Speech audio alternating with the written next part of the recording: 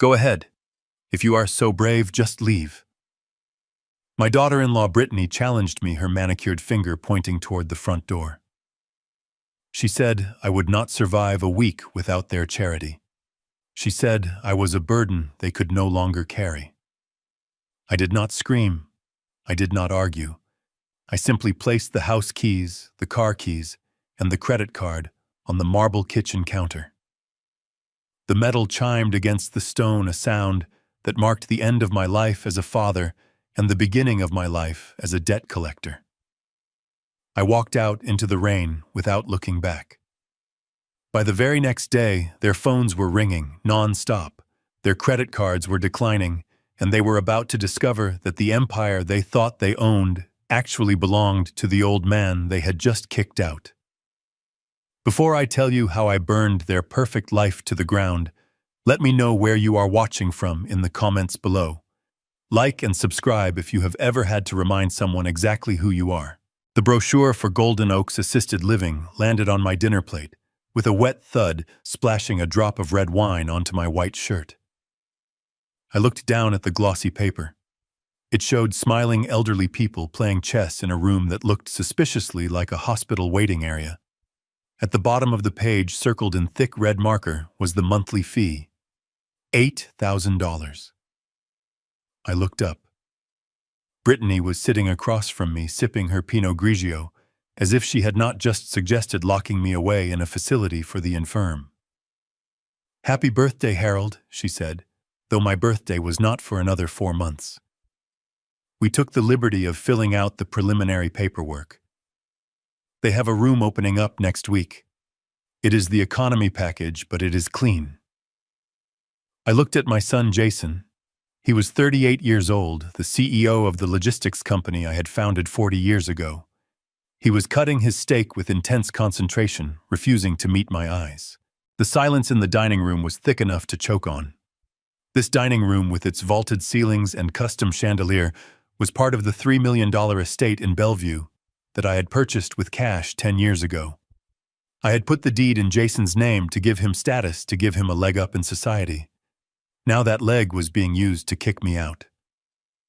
"I am perfectly healthy, Brittany," I said, my voice steady. "I swim a mile every morning. I drive my own car. Why would I go to a nursing home?" Brittany sighed, a sound of exaggerated exhaustion she reserved for me and the cleaning lady. "Because, Harold, we need the space. Look at this house. It is cluttered. We need to renovate. My YouTube channel is growing.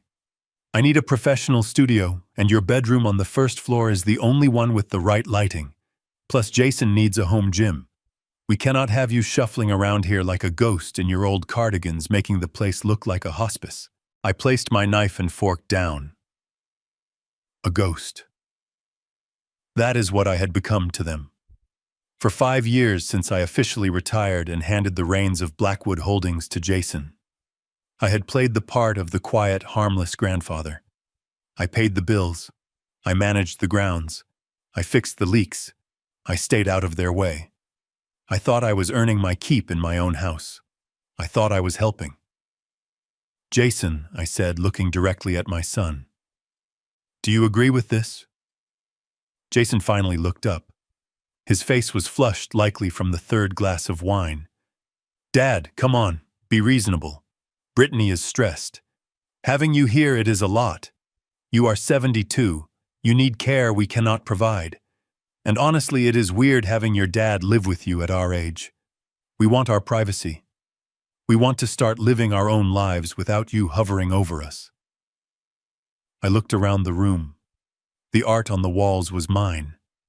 The wine they were drinking was from my cellar. The food they were eating was bought with the supplementary credit card I allowed them to use. "I am not asking for much, Harold." Brittany interjected, her voice sharp. "We are just asking you to stop being a parasite. We feed you. We house you. We tolerate you. The least you can do is move out gracefully so we can expand. Unless, of course, you want to pay rent. $8,000 a month. That is the market rate for a room in this neighborhood. Can you afford that on your Social Security check?" She laughed. It was a cruel, high-pitched sound. She thought I was living on government handouts. She thought the old Mercedes S-Class in the driveway was a company car Jason let me use. She thought the black card in my wallet was an extension of Jason's account. She knew nothing. I stood up slowly. My knees did not crack. My back did not ache. I felt cold, a deep glacial cold that started in my chest and spread to my fingertips. I looked at my granddaughter, Mia, who was 16. She was sitting at the end of the table wearing headphones, pretending not to listen, but I saw the tears in her eyes. She knew. She was the only one in this house who saw me as a human being. I gave her a small, almost imperceptible nod. "So that is it then?" I asked. "I am a parasite." "You are a burden," Harold Brittany spat out, emboldened by my silence. "And we are tired of carrying you. So yes, go to Golden Oaks, or go to a homeless shelter. I do not care. Just get out of my house." She pointed to the front door. "Go ahead. If you are so brave, just leave. You would not last a week without us. You would starve. But you won't leave, will you? Because you have nowhere else to go." The air in the room seemed to freeze. I looked at Jason one last time. He poured himself more wine, choosing the bottle over his father. That was all I needed to see. "Very well," I said softly. I walked out of the dining room and into the kitchen. I did not go to my bedroom to pack clothes. I did not go to the bathroom to get my medication. I had prepared for this day for a long time. A man in my position does not survive 40 years in the corporate world without a contingency plan. In the pantry, hidden behind a row of expired canned soups that Brittany never touched, was a small, nondescript canvas bag. I grabbed it. I walked over to the kitchen island. The marble was cold under my fingertips. I reached into my pocket and pulled out the key ring. First, the house key. I placed it on the counter with a heavy clack. This key opened the front door of the house I had built for my late wife, the house Jason had grown up in. Next, the car key. The fob for the 2024 Mercedes AMG. Brittany loved to take selfies in that car, telling her followers it was her husband's success symbol. I placed it next to the house key. Finally, the wallet. I pulled out the black titanium American Express Centurion card, the card that paid for their groceries, their vacations, their clothes, and the gas in their Range Rovers. I placed it on top of the keys. Brittany had followed me into the kitchen, a smirk playing on her lips. Jason trailed behind her, looking pale. "Oh, look at this," Brittany mocked, clapping her hands slowly. "The drama queen is putting on a show. What are you doing?" "Harold?" "Running away from home. Do not forget your coat. It is raining." I did not look at her. I looked at the pile of metal and plastic on the counter. "I am leaving," I said. "You said I would not last a week without you. I am curious to see if you can last a week without me." Jason stepped forward. "Dad, stop. You don't have to do this. Just take the brochure. We can talk about the move-in date. You can't just walk out. You have no money. You have no car. Where are you going to sleep? The park?" I turned to him. My face was void of emotion. I felt nothing for him in that moment. The love I had held for my son had been severed, cut cleanly by his silence at the dinner table. "Good luck, Jason," I said. I turned my back on them. I walked to the front door. Moments later, I heard Brittany laughing. "Let him go, Jay. He will be back in an hour when he realizes he is cold and hungry. He is just throwing a tantrum. He is pathetic." I opened the heavy oak door. The Bellevue rain was coming down in sheets, cold and relentless. I stepped out into the night and closed the door behind me. The click of the latch was the most satisfying sound I had heard in years. I did not stop on the porch. I walked down the long paved driveway, the rain soaking through my shirt instantly. I did not shiver. The fire burning inside me was enough to keep me warm. I walked past the manicured hedges I had trimmed myself. I walked past the fountain I had repaired last summer. I walked to the iron gates at the end of the property. I stood on the sidewalk under the street lamp. I reached into my canvas bag and pulled out a burner phone I kept for emergencies. I dialed a number I had not called in 5 years. It rang once. "Sir," a deep voice answered. "It is done, Stanford," I said. "Come get me." "I am 2 minutes away," the voice replied. I hung up and waited. 2 minutes. That was all it took for the headlights of a black Lincoln Navigator to slice through the darkness. The car pulled up to the curb silently. The back door opened. Stanford. My attorney and oldest friend was sitting in the back seat. He was wearing a 3-piece suit, looking as sharp as a razor blade. He looked at me wet and disheveled, holding a canvas bag. "Did they sign?" Stanford asked. "They did not need to," I replied, sliding into the warm leather seat. "They breached the verbal contract of decency." "That is enough for me." Stanford nodded and tapped on the glass partition. The driver pulled away from the curb, leaving the mansion behind in the rain. "What is the play?" Harold Stanford asked, handing me a dry towel. I wiped my face and looked out the window at the city lights of Seattle shimmering across the water. I thought about the brochure for the nursing home. I thought about Brittany's laugh. I thought about Jason's cowardice. "Execute the Omega Protocol," I said. Stanford paused. He looked at me with a mixture of shock and respect. "Omega. That is the nuclear option, Harold. That burns everything." "Are you sure?" "I am sure," I said. "Cut them off. Cut it all off. Freezing the corporate accounts. Cancel the personal cards. Revoke the power of attorney. Call the security team at the headquarters. And call the repo guys. I want that Range Rover gone by morning." Stanford pulled out his tablet, his fingers flying across the screen. "And the house?" Stanford asked. "It is in Jason's name, isn't it?" I asked, though I knew the answer.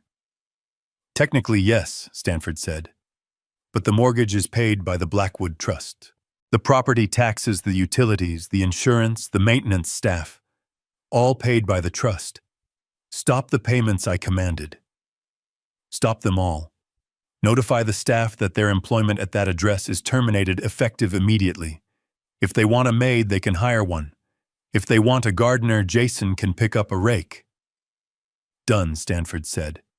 "And one more thing," I added, leaning back into the seat. "Yes, audit the company. Forensic accounting.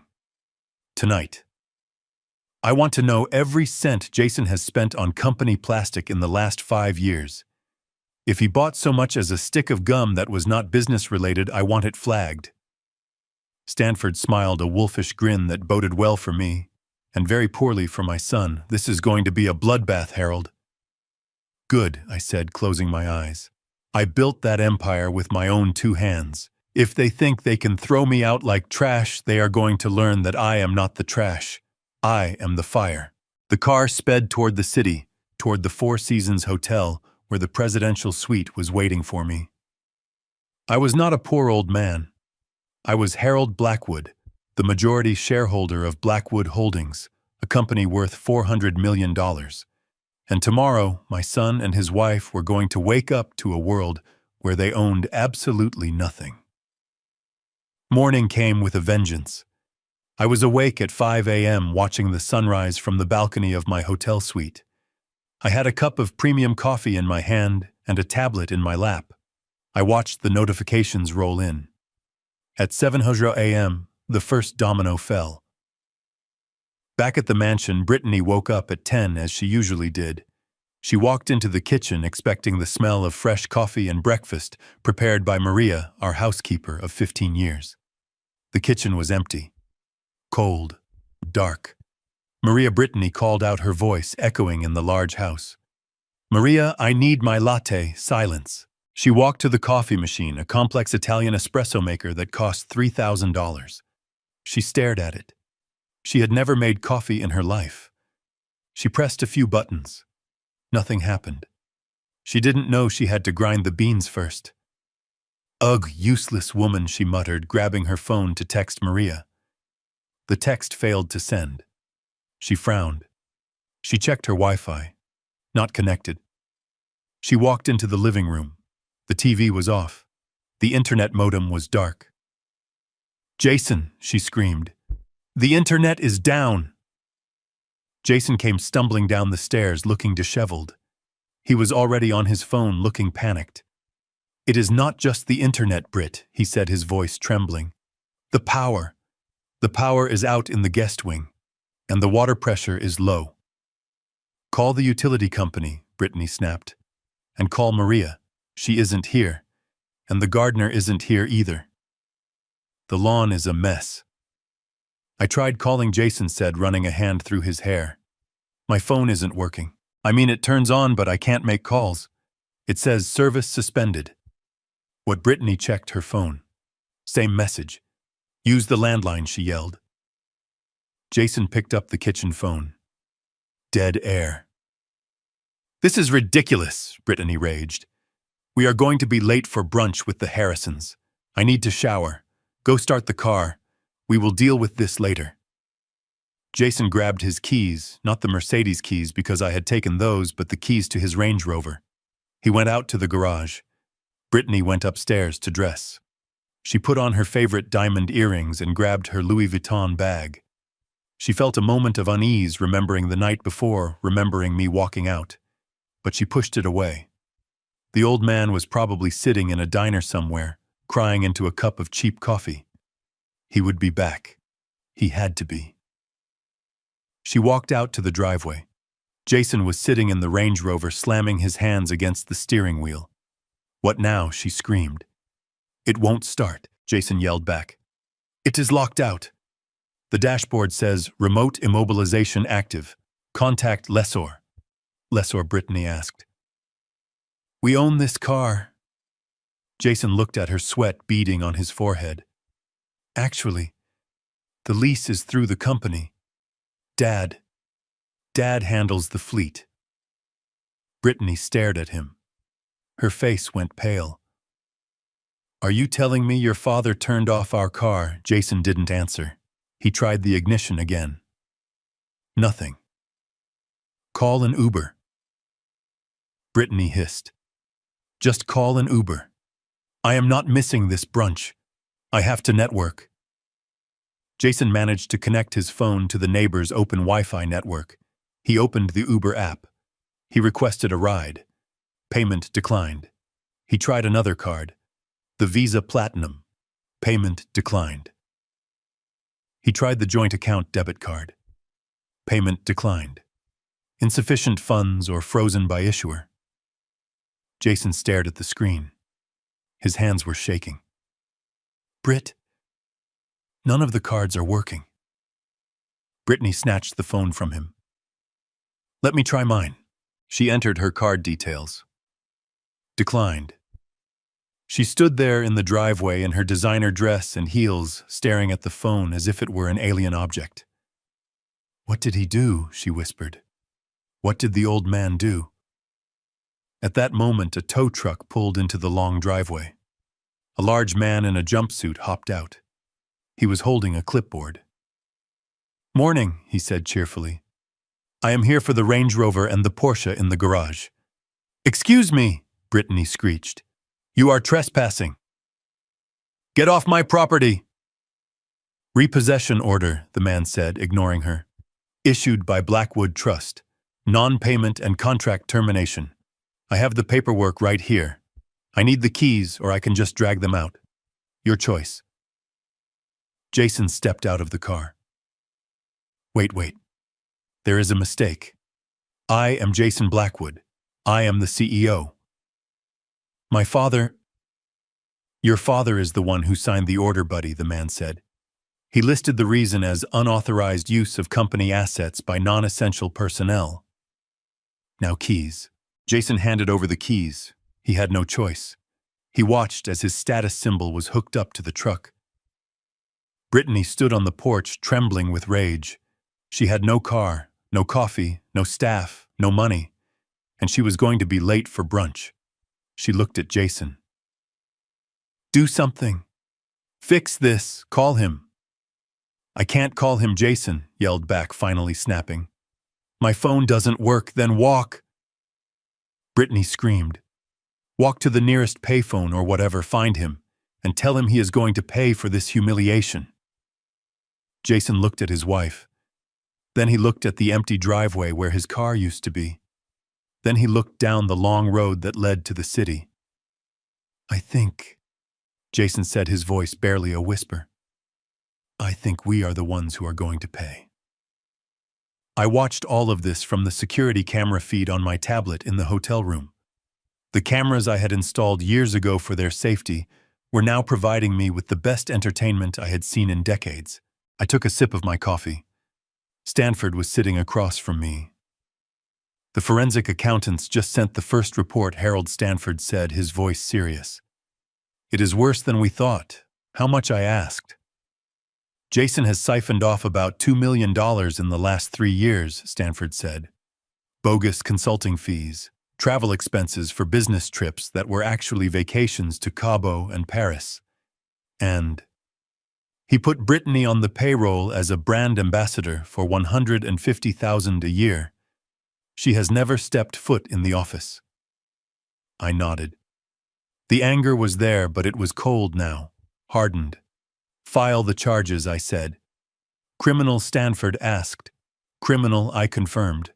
"Embezzlement, fraud, tax evasion. If he wants to play CEO, he can explain his accounting to the FBI." Stanford made a note. "And Brittany evict her," I said. "The house is owned by the trust. The trust stipulates that the occupant must be a member in good standing. I am removing their standing. Give them 24 hours to vacate." Stanford paused. "Harold, if we do this, they will be on the street.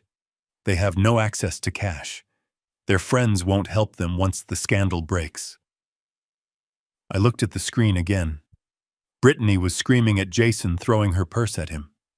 "She said I wouldn't last a week," I said. "Let's see if she can last 24 hours. My phone rang. It was an unknown number. I knew it was Jason, probably calling from a borrowed phone. I let it ring. I watched the screen. Jason was holding a gardener's phone, the neighbor's gardener, pressing the phone to his ear, looking desperate. I declined the call. Then I sent a text to the number he was calling from. "New phone. Who is this?" I watched on the screen as Jason read the text, dropped the gardener's phone on the grass, and put his head in his hands. The game had just begun. The sun rose over Seattle with a crisp, indifferent brilliance, illuminating the skyline in shades of steel and gold. From the balcony of my hotel suite, the city looked like a kingdom I had conquered long ago, a sprawling grid of opportunities I had seized while others slept. I took a sip of my coffee, a robust blend delivered by room service on a silver tray. It was hot, rich, and precisely what I needed. 5 miles away in the mansion I had built, the morning was breaking very differently. I opened my tablet and tapped into the security feed of the kitchen. I did not do this out of voyeurism. I did it because in business you must always verify the results of your strategy. And make no mistake, this was business now. At 10 o'clock, 3 hours after I usually started my day, Brittany stumbled into the kitchen. She was wearing a silk robe that cost more than my first car.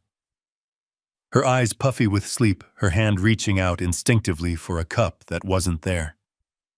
For 5 years, Maria, our housekeeper, had placed a steaming latte with oat milk on the island at exactly 9:30.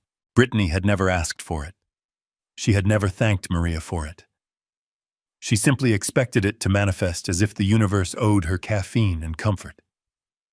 Today the island was bare. The marble surface was cold and empty, reflecting the gray light filtering through the windows. Maria Brittany called out, her voice raspy. "Maria, where is my coffee?" Silence answered her. The house, usually humming with the quiet industry of the staff I paid for, was tomb-like. There was no sound of the vacuum in the hallway, no smell of lemon polish, no sizzle of bacon from the stove. Brittany frowned, tightening her robe. She walked to the pantry and opened the door, staring at the shelves as if the coffee would brew itself and march out to greet her. When nothing happened, she huffed a sound of pure, spoiled indignation and turned her attention to the espresso machine. It was a Breville Oracle Touch, a marvel of engineering, that I had purchased for $3,000. It could grind dose tamp and texture milk automatically. It was designed to be idiot-proof. Unfortunately, it was not Brittany-proof. I watched on the screen as she stared at the digital display. She pressed the power button. The machine hummed to life, demanding water. She froze. She looked around for a bottle of water, ignoring the tap right next to her. She found nothing. With a groan of frustration, she grabbed a pitcher from the drying rack, filled it, and poured it into the hopper where the beans were supposed to go. I winced, taking another sip of my own perfect coffee. She had just destroyed a $3,000 machine in less than 30 seconds. The grinder engaged, met with water instead of beans, and let out a dying, gurgling shriek before shorting out. Sparks flew. Brittany jumped back, screaming as smoke began to curl from the top of the unit. "Stupid piece of junk," she yelled, kicking the cabinet. "Maria, in here, fix this!" She pulled out her phone, her thumbs flying across the screen, likely sending a barrage of abusive texts to a woman who was currently enjoying a paid vacation I had authorized the night before. But the texts would not go through. I had suspended the family data plan. Brittany stared at her phone, tapping the screen violently. She moved to the landline on the wall, the one we kept for emergencies. She lifted the receiver. Dead air. The realization began to dawn on her face, a slow, creeping horror. It was not that the machine was broken. It was not that Maria was late. It was that the invisible machinery of her life, the gears of luxury she had never bothered to understand, had ground to a halt. She slumped onto one of the bar stools, putting her head in her hands. She did not know how to make coffee. She did not know how to fix the machine. She did not know where the breaker box was. She was 32 years old, and she was helpless in her own kitchen. Meanwhile, a few miles down the road, Jason was facing his own reckoning. He had stormed out of the house 20 minutes earlier, unable to deal with the lack of hot water in the master bath. He had driven the Range Rover to the nearest premium gas station, the one that offered full service and artisanal snacks. He needed to escape the house, escape the tension, and perhaps pretend that he was still the master of his universe. I switched the feed to the GPS tracker log on my tablet. I saw his location. I could imagine the scene perfectly. He would be standing at the pump, inserting the nozzle into the tank of the SUV. He would select the premium grade naturally. He would slide his corporate American Express card into the reader. I had authorized Stanford to flag the card as stolen the moment I left the house. Jason stood there watching the screen. Processing. Processing. Declined. Please see cashier. He would frown, annoyed but not panicked. Glitches happened. He would pull out his personal Visa, the one with the $50,000 limit. He would slide it in. Declined. Contact issuer. Now the panic would set in. The line of cars behind him would start to grow. People would be watching. He would try the debit card, the one linked to the joint checking account he shared with Brittany. Declined. Insufficient funds. I had drained the operating accounts into a holding trust at midnight. There was exactly $0 available to him. Jason, the CEO of a logistics empire, the man who wore $3,000 suits, could not buy 10 gallons of gas. He would have to walk into the station, his face burning with humiliation. He would have to look the cashier in the eye, a teenager making minimum wage, and tell him he couldn't pay. I imagined him fumbling for cash in his wallet. But Jason never carried cash. He said cash was for poor people. He relied entirely on the plastic rectangles I paid off every month. He would have to leave his driver's license with the clerk. He would have to call Brittany to bring money, not knowing that Brittany was currently sitting in the dark with a broken coffee machine and no way to receive his call. Back in the hotel room, I set the tablet down. The silence in my suite was heavy, but it was a clean silence. It was the silence of order. Down there in the world I had subsidized for too long, chaos was blooming like a dark flower. They were discovering that autonomy is expensive. They were learning that the lifestyle they flaunted was not a birthright, but a privilege I had leased to them. And the lease had just expired. I thought about the night before. I thought about the way Jason had looked at his wine glass instead of his father. I thought about Brittany's finger pointing to the door. They had wanted me gone. They had wanted to be free of my presence. Well, they were free. They were free to make their own coffee, free to pay their own bills, free to navigate a world that did not care who their father was. My phone buzzed. It was a notification from the security system at the mansion. The garage door had been manually opened. I switched back to the camera feed. Jason was back. He must have driven home on whatever fumes were left in the tank, hoping to regroup. He walked into the kitchen, looking pale and shaken. Brittany looked up from the counter, her eyes red from crying. "Nothing works," she whispered, her voice trembling with a mix of rage and fear. The coffee machine exploded. "Maria is gone. The internet is down. My phone won't make calls. Harold did something. He cut us off." Jason leaned against the counter, loosening his tie. "It is not just the house, Britt. The cards. All of them. They are dead." I couldn't buy gas. I had to leave my watch as collateral just to get home. "Your Rolex," Brittany shrieked. "You left your Rolex at a gas station." "It was that or walk," Jason yelled back, his composure finally cracking. He froze my accounts. He froze the company cards. "I don't think you understand.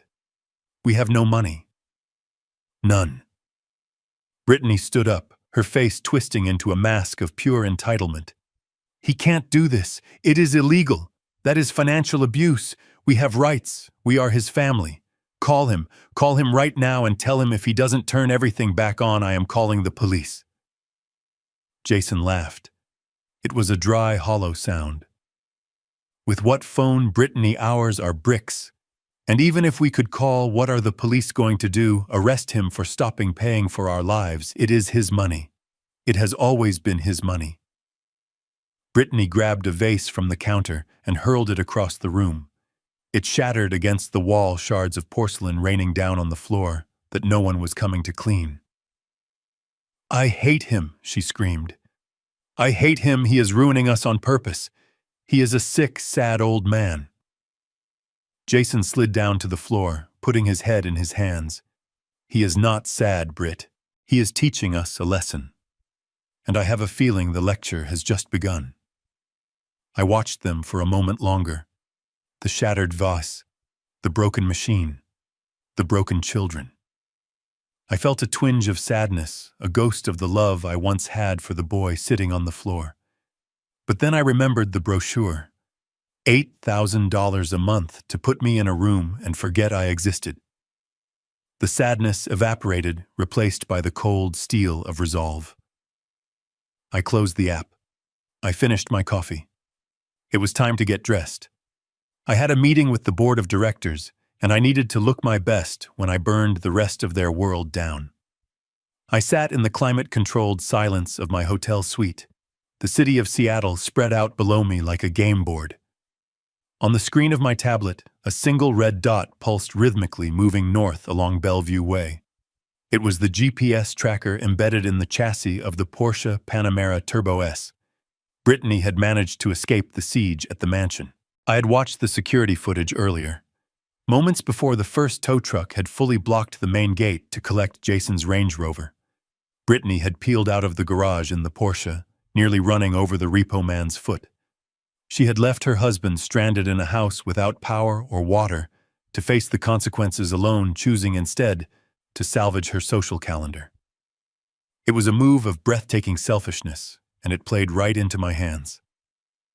She was heading to Le Jardin, a French bistro that served $20 mimosas and judgment in equal measure. It was the weekly gathering spot for her circle of high society friends, a group of women who measured worth by the carat and loyalty by the season. Brittany could not miss this brunch. To miss it would be to admit weakness. To show up late was a faux pas, but to show up in last season's car would be social suicide. She was safe, she thought. She was in the Porsche. The Porsche was her pride and joy, a six-figure shield against reality. I picked up my phone and dialed a number. "She is moving," I said. "She is heading to Le Jardin on Bellevue Way. You have the authorization codes." "Copy that, Mr. Blackwood," the voice on the other end replied. "We are 2 minutes behind her." I hung up and switched the feed to the street cameras near the restaurant. I wanted to see this. I needed to see this. Brittany pulled up to the valet stand in a flurry of aggressive braking. She threw the door open before the car had fully stopped, tossing the keys at the valet with a dismissive flick of her wrist. She didn't look at him. She didn't tip him. She simply smoothed her dress, adjusted her oversized sunglasses, and marched toward the entrance as if she owned the pavement. She looked frazzled, but she was holding it together. She was putting on the armor of the untouchable housewife. Inside the restaurant, her friends were already seated at the best table by the window. I could see them through the glass, a flock of birds with bright plumage and sharp beaks. There was Tiffany, whose husband was in tech, and Courtney, whose father owned half of downtown. They checked their watches as Brittany approached. Brittany launched into her performance immediately. I could imagine the lies spilling from her lips. The power was out due to city maintenance. The staff was incompetent. Harold was having one of his episodes. She was the victim, the martyr holding the Blackwood dynasty together. She sat down and ordered a bottle of Dom Pérignon.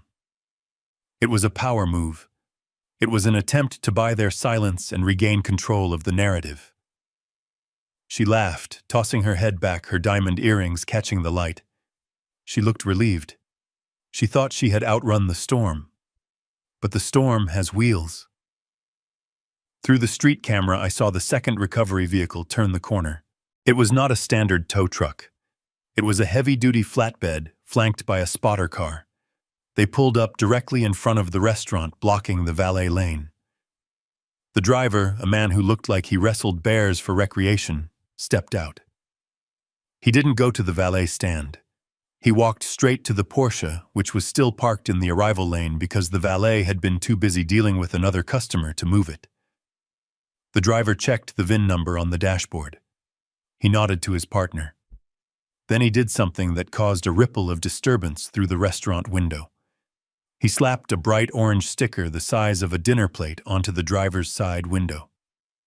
Asset seized. Blackwood Trust.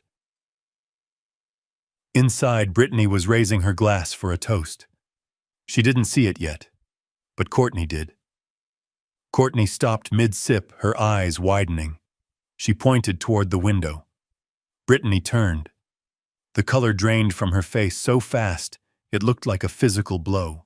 She stood up, knocking her chair back. She ran toward the glass, pressing her hands against it, screaming something that was muffled by the soundproofing. Outside, the repo team was efficient. They didn't need keys.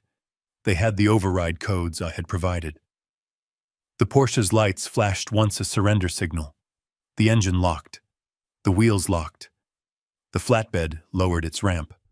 Brittany burst out of the restaurant doors, nearly tripping over her heels. "Stop!" she shrieked, running toward the truck. "What are you doing? That is my car." "Get away from it!" The driver didn't even look up from the winch he was attaching to the undercarriage. "Repo order, ma'am," he said flatly. "Step back. You can't repo it." "We own it," Brittany yelled, grabbing the man's arm. He shook her off effortlessly. "Blackwood Trust owns it, lady, and Blackwood Trust says you are unauthorized." By now, the scene had attracted an audience. The valet drivers were watching, smirking. Pedestrians had stopped to film with their phones. And inside the restaurant, Brittany's friends were pressed against the glass, their phones out recording every second of her downfall. They weren't coming to help. They were documenting the gossip of the year. Brittany looked around wildly. She saw the phones. She saw the smirks. She saw her status being winched up onto a flatbed truck like a piece of scrap metal. "Call Harold," she screamed at the driver. "Call my father-in-law. He will fire you. He will sue you into oblivion." The driver paused. He reached into his pocket and pulled out a phone. "Actually," he said, "he is on the line. He wants to talk to you." Brittany froze. She looked at the phone as if it were a bomb. She grabbed it with trembling hands. "Harold," she hissed. "Harold, stop this insanity right now. You are humiliating me." "Hello, Brittany," I said, my voice crisp and clear over the speaker. "I am glad you made it to brunch. I hope the champagne is cold." "You are sick," she spat. "Give me back my car." "It is not your car," I reminded her. "It never was. It was a perk. And perks are for employees who do not try to put the CEO in a nursing home." She looked at the truck. The Porsche was fully loaded now. The driver was securing the chains. "How am I supposed to get home?" she whispered, her voice cracking. "You have legs, Brittany," I said. "Use them. Or call Jason." "Oh, wait. Jason doesn't have a car either. And he doesn't have a phone plan. I suppose you could ask your friends for a ride." She looked back at the window. Tiffany and Courtney were laughing. They were not laughing with her. They were laughing at her. Brittany knew in that moment that she could never get in a car with them again. The hierarchy had shifted. She was no longer the queen bee. She was the charity case. "I can't," she sobbed. "Harold, please. Everyone is watching." "I know," I said. "I am watching too. The resolution on these cameras is excellent. Enjoy your walk, Brittany. It is supposed to rain again." I hung up. On the screen, I watched as the driver took his phone back. He climbed into the truck. The engine roared. Brittany stood in the middle of the valet lane, surrounded by exhaust fumes and the shattered remains of her dignity. The truck pulled away, carrying the last vestige of her fake life with it. She turned back to the restaurant. She couldn't go back in. She couldn't face them. But she had no money. Her purse contained credit cards that were now just colorful pieces of plastic. She couldn't pay for the champagne she had ordered. She couldn't tip the valet she had screamed at. She looked down the street. The sky was turning a bruised purple. The rain began to fall soft at first, then harder. Brittany hugged herself, shivering in her sleeveless designer dress. She took a step, then another. Her heel wobbled on the wet pavement. She took off her shoes, holding them in one hand like dead birds. She began to walk. She walked past the high-end boutiques where she used to shop without looking at price tags. She walked past the salons where she spent thousands on treatments I paid for. She walked past the people she used to sneer at from behind tinted glass. I zoomed in on her face. Her mascara was running. Her hair was plastering to her skull. She looked small. She looked wet. She looked like exactly what she was, a woman who had bet everything on someone else's generosity and lost. I watched her until she turned the corner and disappeared from the camera's view. I felt a deep, abiding sense of satisfaction. It wasn't just revenge. It was education. Brittany was learning the most valuable lesson of her life. Arrogance is a luxury, and she could no longer afford it. I closed the tablet. My lunch was arriving. A club sandwich and a glass of iced tea. I ate with a hearty appetite. I needed my strength. After all, the day was only half over, and I still had a company to seize and a son to evict. The fire was burning bright, and I had plenty of fuel left to add. The afternoon sun dappled the surface of the private lake, turning the water into a sheet of hammered copper. It was quiet here. The only sounds were the rhythmic lap of water against the wooden pilings of the dock, the rustle of the wind in the cedar trees, and the occasional splash of a trout breaking the surface. I sat in my folding chair, a fishing rod in one hand and a cigar in the other. This property, a 40-acre retreat hidden in the foothills of the Cascades, was another asset Jason knew nothing about. He thought I spent my weekends at the country club, gossiping with other retirees. In reality, I came here to remember what silence sounded like before my life became a cacophony of his demands. I took a drag of the cigar, watching the smoke curl up into the blue sky. It was peaceful. It was perfect. And then the phone on the small table beside me began to vibrate. It buzzed angrily against the wood, a jarring intrusion into my sanctuary. I looked at the screen. Jason. I let it ring 3 times. 4. 5. I wanted him to sweat. I wanted him to imagine I wasn't there, that I had truly disappeared off the face of the earth. Finally, on the last ring before voicemail, I tapped the speaker button. "Hello, Jason," I said, my voice calm, contrasting sharply with the hysteria that exploded from the device. "Dad." "Pick up the phone." "Are you insane? Do you have any idea what is happening here?" I leaned back, closing my eyes. I could hear the background noise on his end. The sound of rain, it was still pouring in Bellevue, and the distant shrill shrieking of Brittany. "I assume you are calling to tell me you have successfully navigated the challenges of the morning," I said. "How was brunch?" "Screw brunch," Jason screamed. His voice cracked high and pathetic. "Brittany just walked 3 miles in a storm. She is barefoot, Dad. Her feet are bleeding. She is hysterical. She is throwing things, and the house is freezing. It is autumn in Washington." "Jason," I said, watching my bobber drift lazily. "It gets chilly. Put on a sweater." "I can't put on a sweater because I can't see anything." "The power is still out, and I can't leave because you took my car," I corrected him gently. "I repossessed the company vehicle. There is a difference." "Dad, stop this. Stop it right now. This isn't funny. We are hungry. We haven't eaten all day. Do you hear me? Your son is starving." I took another puff of the cigar. Starving. The word hung in the air, heavy with irony. This was a man who threw away leftovers that cost more than most people's weekly grocery budget. This was a man who had never known the gnawing ache of an empty belly. "There is canned soup in the pantry," I said. "Behind the artisanal pasta you never cook. I believe there is also a can opener in the drawer. Manual, of course. You will have to use your hands." "I don't want soup," Jason yelled. "I want money. Transfer $5,000 to my account right now. I need to get us a hotel room. I need to get Brittany some clothes. I need to X this mess you made." I reeled in the line a few inches. "No." "What do you mean no?" "I mean no, Jason. N-O. I am not transferring you a dime. You wanted independence. You wanted privacy. You wanted me out of your life so you could expand. Well, you have expanded into poverty. Enjoy the space." There was a pause on the line, a heavy breathing silence. Then Jason's voice changed. It dropped an octave, becoming low and menacing, or at least what he thought was menacing. To me, it just sounded desperate.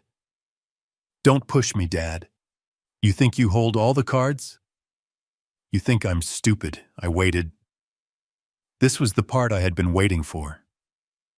"I know about the Gibraltar account," Jason spat out. I smiled. "The fish were biting today." "Oh, do you?" "Yes, I do," Jason shouted, thinking he had scored a victory. "The contingency fund. The one I set up 3 years ago for emergency liquidity. I have the access codes." "Dad, I have the token. I was saving it for a rainy day. And guess what? It is pouring. There is $200,000 in there. I am going to drain it, and I am going to use it to hire the best lawyers in the state to sue you for everything you have." He was panting now, breathless with his own audacity. He thought he had me. He thought he had a secret weapon. Jason, I said, my voice dropping to a whisper. That account isn't a contingency fund. Yes, it is. I set it up. No, I said. You set up a shell account to siphon off vendor rebates and kickbacks from our shipping contracts. That is called embezzlement, Jason. It is a felony. Silence. Absolute, terrified silence. And regarding the balance, I continued checking my watch. You might want to refresh your browser. What? The balance, Jason. I will wait. I heard the fumbling of keys. He must have been on a laptop, tethered to whatever weak signal he could find. I heard the tap, tap, tap of his frantic typing. I heard a gasp. Where is it? He whispered. It says 0. It says the balance is 0. I withdrew it this morning, I said. At 9:00 a.m., right after I locked you out of the corporate network. Stanford and the forensic team traced the transfers. We found the paper trail, Jason. We found the fake invoices. We found the kickbacks from the packaging supplier. We found it all. No, that's impossible. It was remarkably easy, actually, I said. You are not a clever criminal, son. You left digital fingerprints everywhere. You thought I wasn't looking. You thought the old man was too busy gardening to read the ledgers. But I read everything. Dad, please. Jason's voice was no longer angry. It was broken. It was the voice of a child who had shattered a vase and knew a spanking was coming. That money, that was my safety net. Brittany, she needs things. She expects things. If I don't have money, she will leave me. I looked out at the lake. A hawk was circling overhead, hunting.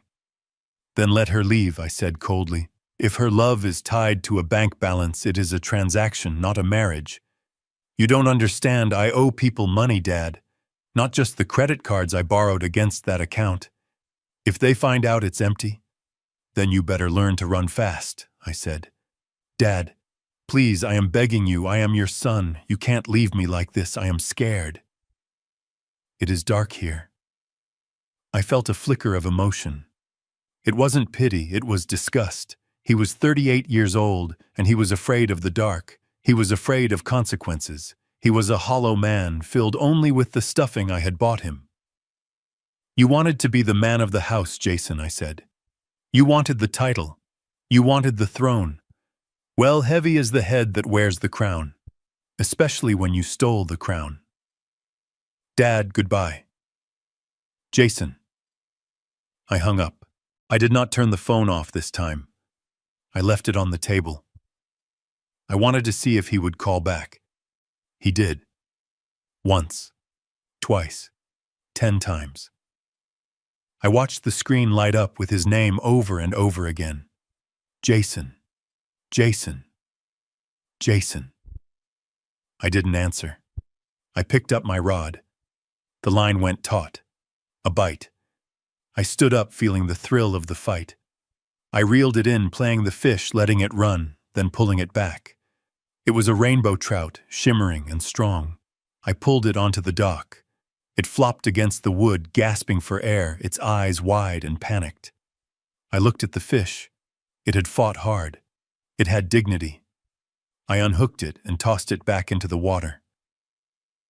You deserve a second chance, I whispered to the fish. Jason did not.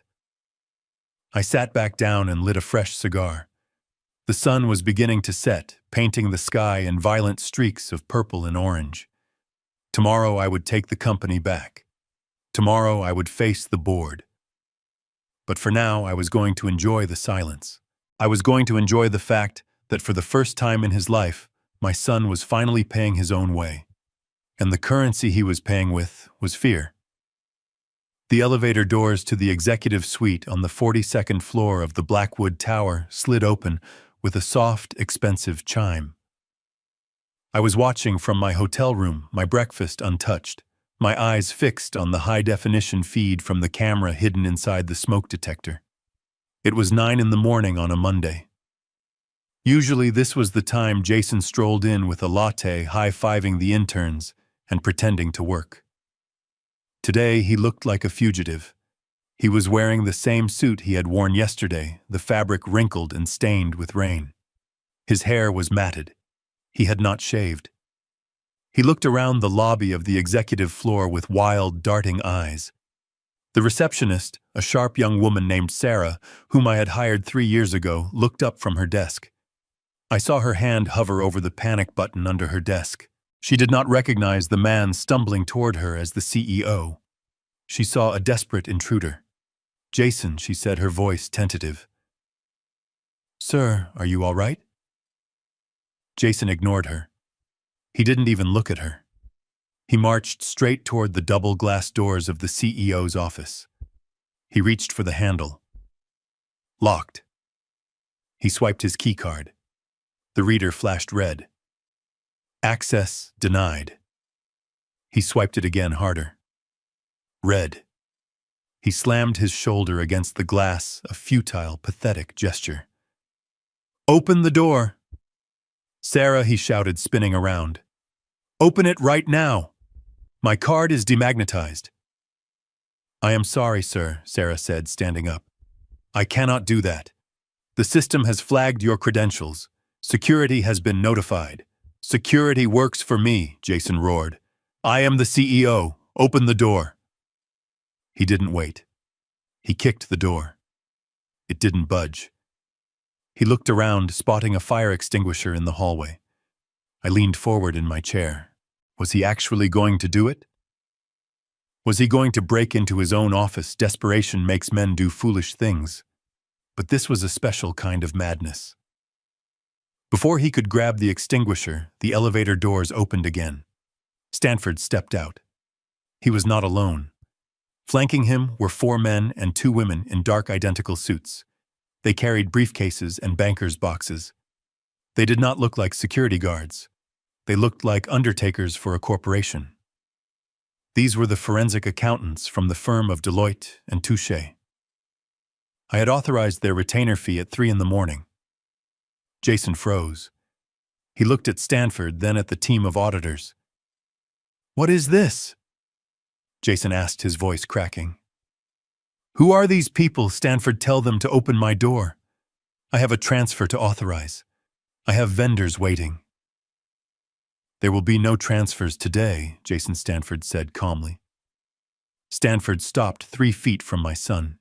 He held out a single sheet of paper. "This is a notice of suspension, effective immediately pending a full internal investigation into financial irregularities, embezzlement, and breach of fiduciary duty." Jason slapped the paper away. It fluttered to the floor. "Suspension. You can't suspend me. I am the majority shareholder. I run this place. My father retired. He is out. He is feeding ducks at a pond somewhere. Get out of my way." I watched Jason's face. He truly believed it. He truly believed the lie I had let him live for 5 years. He thought the title on the door meant ownership. He thought the silence from me meant submission. He had never read the fine print of the company bylaws. He had never bothered to look at the voting structure of the shares. Stanford signaled to one of the auditors, who stepped forward and unlocked the office door with a master key. They walked in, ignoring Jason completely. They began to unplug the computer. They opened the filing cabinets. They started placing documents into the white boxes. "Hey," Jason screamed, running into the room. "Stop touching my stuff. That is confidential. That is my personal computer." "It is company property," Stanford said, blocking Jason's path. "And everything on it belongs to Blackwood Holdings, including the encrypted folder you labeled Vacation Photos, which we suspect contains the ledgers for the shell companies you set up in the Caymans." Jason went white. He backed up, hitting the edge of the mahogany desk. "You can't prove that," he whispered. "We don't have to prove it yet," Stanford said. "We just have to freeze it. And we have. Every asset, every account, every stock option. You are locked out, Jason." The board convened an emergency meeting via video conference an hour ago. The board.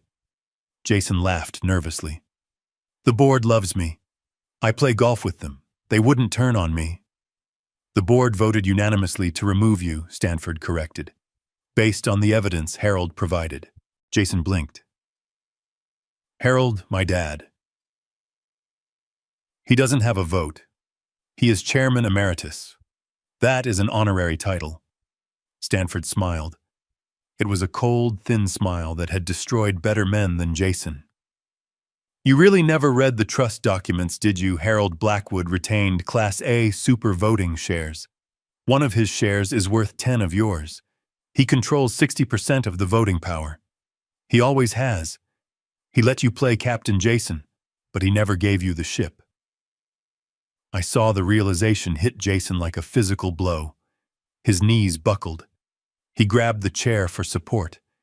The arrogance drained out of him, leaving only a terrified child.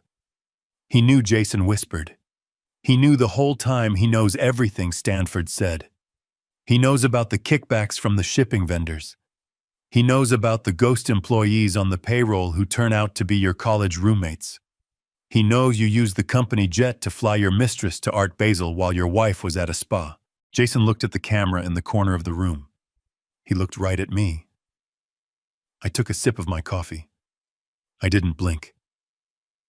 Dad, he said to the lens, his voice trembling. Dad, if you are watching this, stop them. Please, I can fix it. I will pay it back. Just don't do this. Not in front of them. I picked up my phone and typed a message to Stanford. Escort him out. Stanford checked his phone. He looked up at Jason. It is time to go, Jason. I am not leaving, Jason said, gripping the desk. This is my office. I built this. Well, I maintained this company. 2 large security guards appeared at the door. These were not the friendly lobby guards Jason high-fived. These were private contractors I had brought in for this specific purpose. They did not care about Jason's golf handicap.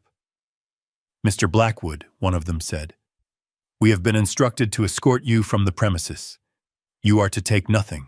No phone, no laptop, no files. Just yourself. Jason looked at them. He looked at the accountants tearing apart his life. He looked at Stanford, who was already reviewing a stack of incriminating invoices. I need my things, Jason pleaded. My coat. It is raining. The guard grabbed Jason's arm, not roughly, but with firm, undeniable pressure. Let's go, sir. Don't make us carry you. Jason let go of the desk. He walked out of the office, flanked by the guards. They marched him through the open plan workspace where 50 employees were standing at their desks watching in silence. These were people Jason had bullied. People he had underpaid while he renovated his kitchen. People he had fired on whims. I watched their faces. I saw shock, yes, but I also saw satisfaction. I saw the grim nod of justice. Jason kept his head down, staring at the carpet. He walked past the break room where he had installed a private wine fridge for himself while cutting the free coffee budget for the staff. He walked past the awards case that held trophies I had won, trophies he claimed credit for. They reached the elevators. The guard pressed the button. The doors opened. Wait, Jason said. My car. Is my driver downstairs? Your driver has been reassigned, Stanford called out from the office door. And the company car has been reported as misappropriated property. You might want to take the bus. I hear it is eco-friendly. The elevator doors closed, sealing Jason inside. I switched the camera feed to the lobby. 2 minutes later, the elevator opened. The guards walked him to the revolving doors. They did not push him. They did not hit him. They simply stepped aside and let him walk out onto the wet sidewalk of downtown Seattle. Jason stood there. He had no coat. He had no phone. The company phone had been confiscated by the guard in the elevator. He had no wallet, as it was in his desk drawer, which was now evidence. He was standing in this rain, in a ruined suit, with absolutely nothing. People walked past him, busy with their lives, ignoring the man who yesterday thought he was a king. He looked up at the tower, 42 stories of glass and steel that bore his last name. He looked small. He looked insignificant. I zoomed in on his face one last time. He wasn't crying. He was in shock. He was trying to comprehend a world where actions had consequences. He reached into his pocket and pulled out a single object. It was a silver money clip. It was empty. He threw it into the gutter. Then he turned and started walking. He didn't know where he was going. He had no home to go to. He had no wife waiting for him who would offer comfort without a price tag. He had no father to bail him out. I closed the laptop. The purge was complete. The cancer had been cut out of the company. Now it was time to deal with the infection that was spreading in the media. Brittany was not going to go quietly. She was going to scream, and I needed to be ready to silence her, not with money, but with the truth. The notification on my tablet blinked red, a silent alarm in the quiet luxury of my hotel suite. It was a push alert from a social media monitoring software I had installed years ago to keep an eye on brand reputation. Usually it flagged mentions of Blackwood Holdings or market trends. Today it flagged a name, Brittany Blackwood. The headline read, "Live Now, the Truth About My Family Nightmare." I tapped the screen. The video feed loaded. Brittany was sitting in what looked like the back corner of a Starbucks, the only place left where she could get free Wi-Fi and a cup of water. She had positioned herself so the background was blurry, hiding the public setting, trying to create an intimate confessional atmosphere. She was not wearing her usual armor of designer makeup. Her face was scrubbed clean, revealing blotchy skin and red-rimmed eyes. Her hair, usually a helmet of hairspray, and extensions hung limp around her shoulders. She looked devastated. She looked broken. It was the best performance of her life. "Hey guys," she whispered into the camera, her voice cracking perfectly. "I did not want to do this. I really didn't. I tried to keep this private. But I am scared. I am so scared and I don't know where else to turn." The viewer count in the corner of the screen was climbing. 5,000. 10,000. 50,000. The internet loves a train wreck, and Brittany was serving them a derailment in high definition. For years, she continued wiping a tear that I was 90% sure was induced by holding her eyes open too long. You guys have seen the highlights. The cars, the house, the trips. You thought my life was perfect. But it was a lie. I was living in a golden cage, and the key was held by a monster. I took a sip of my scotch. A monster. Interesting choice of words. My father-in-law, Harold Blackwood. She paused, letting the name sink in, letting her followers connect the dots to the logistics empire. He is not the man you think he is.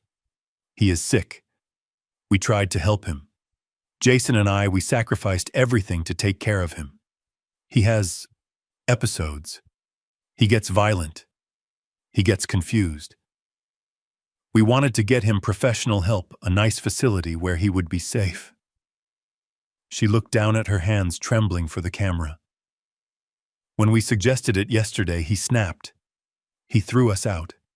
He literally threw us out on the street in the middle of a storm. He locked the doors. He cut off our money.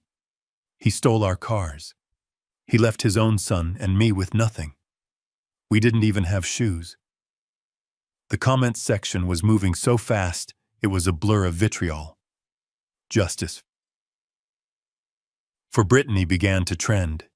Eat the rich, elderly abuse, boycott Blackwood. But that is not the worst part, Brittany sobbed, looking directly into the lens. It is Mia, his granddaughter. She is only 16. She needs stability. She needs her home. And he doesn't care. He hates her. He told us he never wanted a granddaughter. He cut her off too. He canceled her school tuition this morning. She called me crying, asking why Grandpa hates her. I felt the glass in my hand creak under the pressure of my grip. That was the line. She could lie about me. She could call me violent. She could call me senile.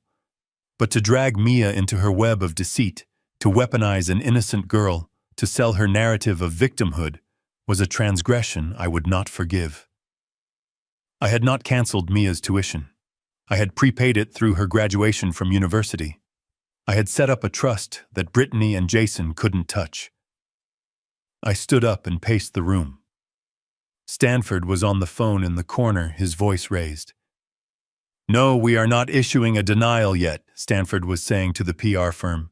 "Because if we deny it, it becomes a he said, she said debate. We need to kill it at the source." Brittany was still talking, gaining momentum from the adoration of the mob. "He has deep pockets, guys. He has lawyers.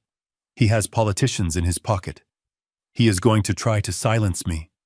He is going to try to crush us. We have nowhere to sleep tonight.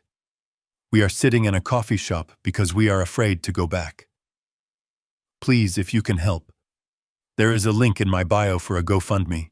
Anything helps, just so we can get a hotel room and feel safe." The donation counter on the link started spinning.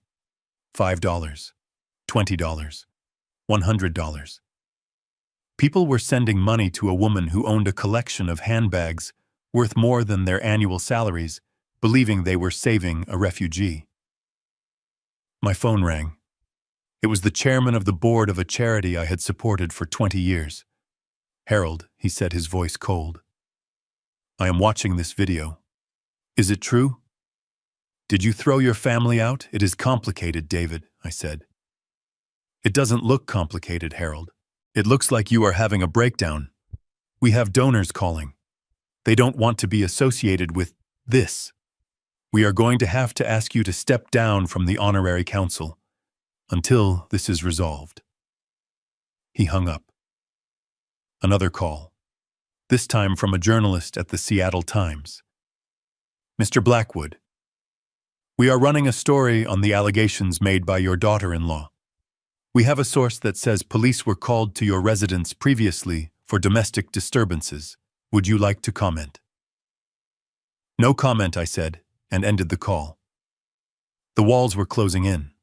Not the walls of the law, I was on solid ground there, but the walls of public perception. Brittany didn't need facts. She needed feelings, and she was manufacturing them by the gallon. She was painting a portrait of a senile, tyrannical patriarch crushing his young, struggling family. It was a story as old as time, and the public was eating it up. Stanford hung up his phone and looked at me. His face was pale. "The stock is taking a hit, Harold. Down 4% in after-hours trading. The board is panicking. They want you to settle. They want you to give her the house back. They want you to issue an apology and claim it was a misunderstanding caused by medication. They want you to play the role she cast you in the confused old man so they can spin it and make it go away." I walked to the window. The rain had stopped, but the city looked darker than usual. "If I apologize, I admit guilt," I said. "If I give them the house, I validate her lies. If you don't." Stanford said, "You lose your reputation. You lose the legacy. You will be remembered as the billionaire who let his granddaughter sleep on the street. The internet is organizing a protest outside the headquarters tomorrow morning. They are calling for your head." "Let them come," I said softly. "Harold, be reasonable. She is winning. She has the sympathy vote. You are a rich old white man. You are the villain by default. You cannot win a shouting match with a crying mother." I turned to Stanford. "I am not going to shout. I am going to whisper." Brittany was still live. She was reading comments now, thanking people for their donations, wiping away fresh tears. "Thank you, user 2094, she said. "You are so sweet. Yes, karma is real. I just hope he finds peace. I pray for him honestly. I just want my family to be safe." She was good. I had to give her that. She was a master manipulator. She had taken her own greed, her own incompetence, and spun it into gold. She was monetizing her downfall. But she had made one critical mistake. She had mentioned Mia. She had brought my granddaughter into the arena. And by doing so, she had activated the one person who knew the truth better than anyone. I looked at my phone. A text message came in. It was not from Jason. It was not from a lawyer. It was from Mia. Grandpa, I see what she is doing.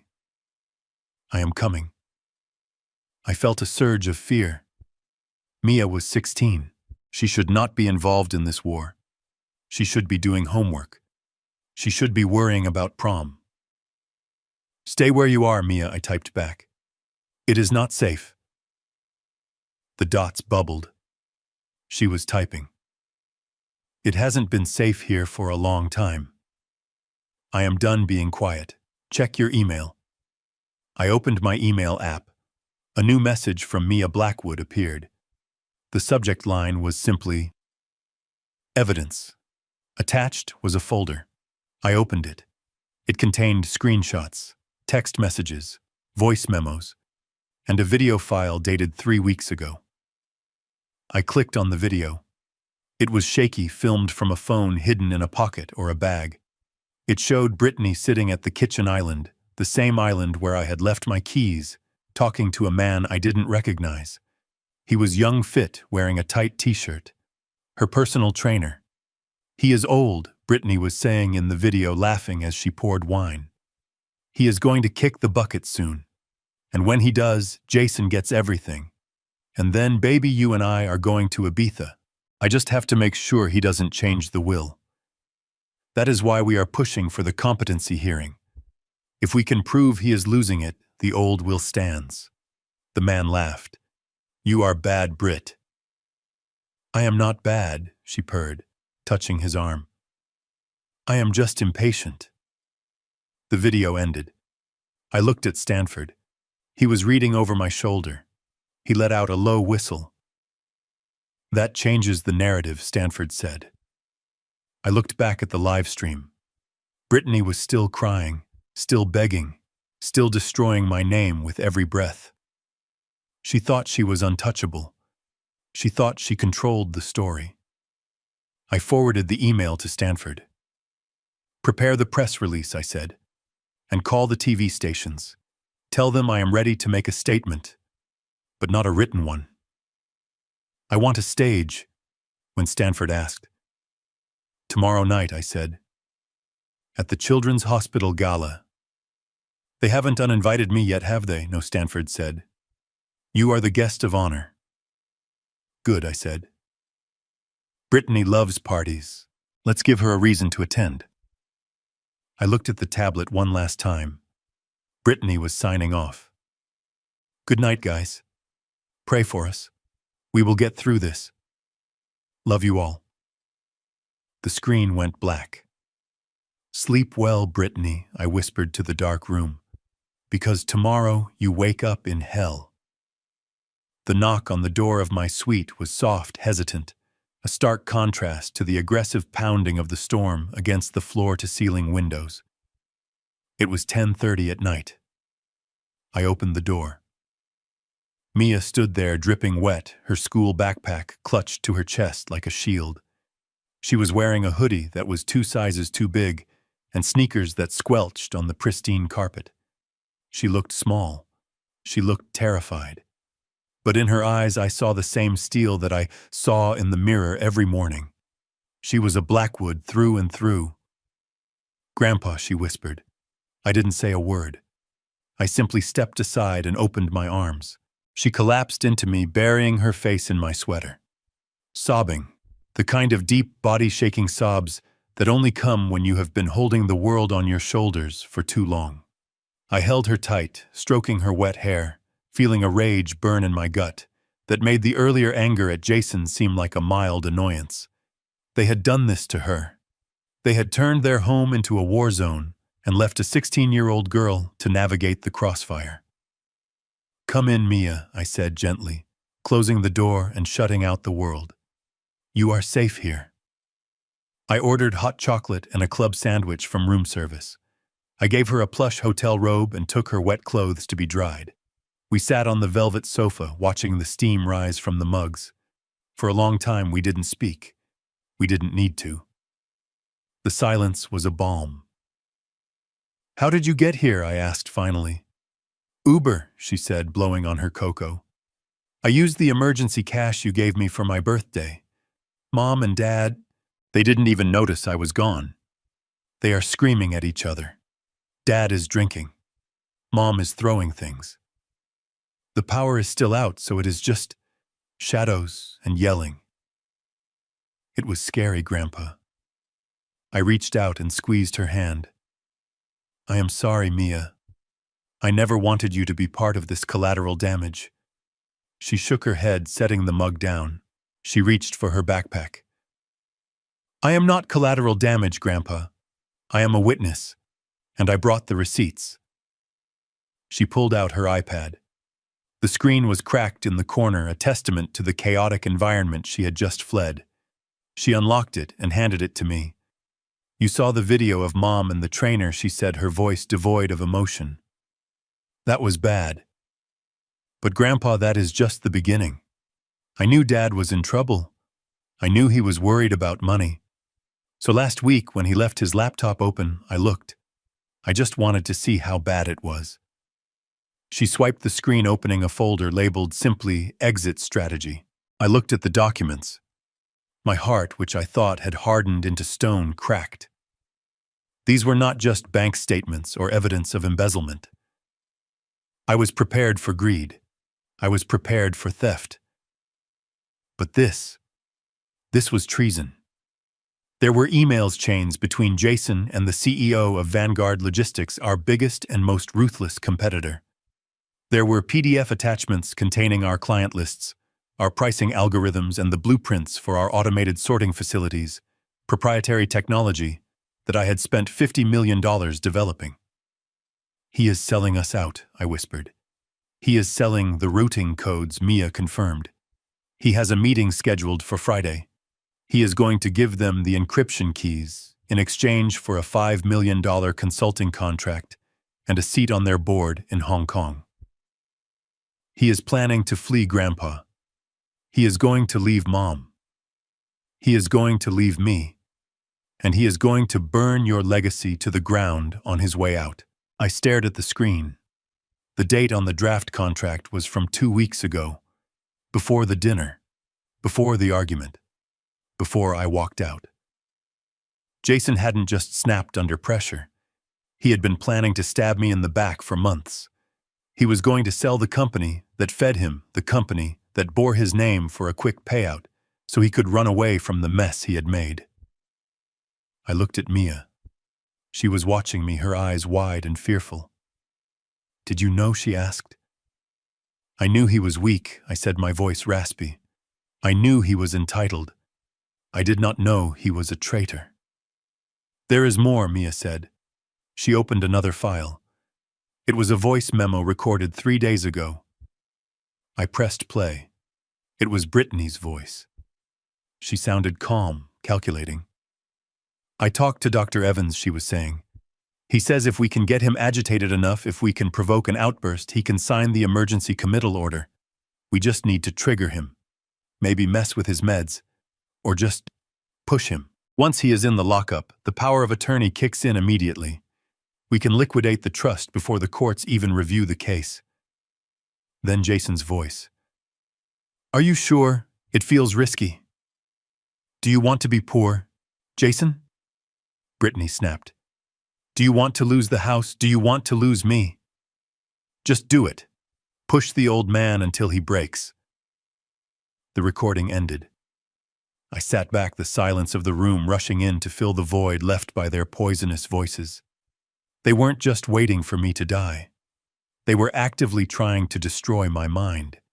They wanted to gaslight me into an asylum so they could strip the meat from my bones while I was still breathing. And Jason, my son, he had agreed. He had expressed doubt, yes, but he had gone along with it. I looked at my hands. They were steady. They shouldn't be. I should be shaking with rage. I should be weeping with grief. but I wasn't. I felt a cold clarity sharper and brighter than anything I had felt in years. The last thread of attachment, the last lingering hope that my son was just misguided, severed. Mia took the iPad back. She hugged it to her chest. "I hate them," she whispered. "I hate them for what they did to you." "No, Mia," I said firmly. "Hate is a waste of energy. Hate implies you still care. We don't hate them. We evict them. We erase them." I stood up and walked to the window. The rain had stopped. The city lights were reflecting off the wet pavement below. "You did good, Mia," I said. "You saved the company. You saved me." "What are we going to do?" she asked. I turned back to her. She looked so much like her grandmother in that moment, fierce and fragile all at once. "We are going to a party," I said. "A party." "The Children's Hospital Gala is tomorrow night," I said. "Your mother loves that gala. She has been planning her outfit for months. She thinks it is her chance to find a savior, a donor, a friend who will lend her money. She thinks she can charm her way out of this." Mia frowned. "But she doesn't have a car, or money, or a shower." "She will find a way," I said. "Desperation is a powerful motivator. She will walk through glass to get to that red carpet, and Jason will be there because he thinks he can corner the investors. They will be there, Mia, and we will be there to meet them." I picked up the room phone and dialed Stanford's number. He answered on the first ring despite the late hour. "We have a change of plans, Stanford," I said. "Go ahead, Harold. I need you to contact the district attorney," I said, "and the SEC, and bring the projection equipment to the gala tomorrow." "Projection equipment?" Stanford asked. "Yes," I said, looking at the iPad in Mia's hands. "We are going to have a movie night." I hung up. Mia looked at me, a small smile touching her lips. "Are you going to burn it down, Grandpa?" I walked over and kissed her on the forehead. "No, sweetheart," I said. "I am going to nuke it from orbit. Now finish your cocoa. We have a big day tomorrow. You need a dress, and I need a new suit. We are going to look like royalty when we execute the king and queen."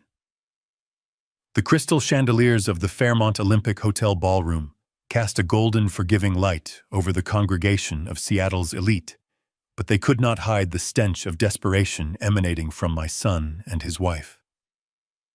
I stood in the shadows of the mezzanine, my hand resting gently on Mia's arm, watching them work the room below like starving wolves circling a flock of sheep. They had made it.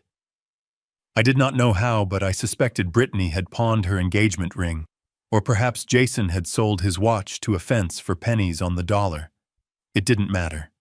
They were here. They were wearing evening wear that had likely been retrieved from a dry cleaner they hadn't paid yet. They were smiling that tight, manic smile of people who are drowning in plain sight. I watched as Brittany cornered Robert Sterling, a venture capitalist with deep pockets and a shallow tolerance for fools. She was laughing too loudly, touching his arm too familiarly, her eyes darting around the room to see who was watching. She was trying to sell him the narrative of the misunderstood heiress, the victim of a family dispute who just needed a small bridge loan to launch her next big media venture. Robert looked like he was trying to calculate the fastest route to the exit. Jason was no better. He was standing by the bar downing scotch as if it were water, trying to corner the CEO of a tech startup, sweating through his tuxedo. He looked small. He looked diminished.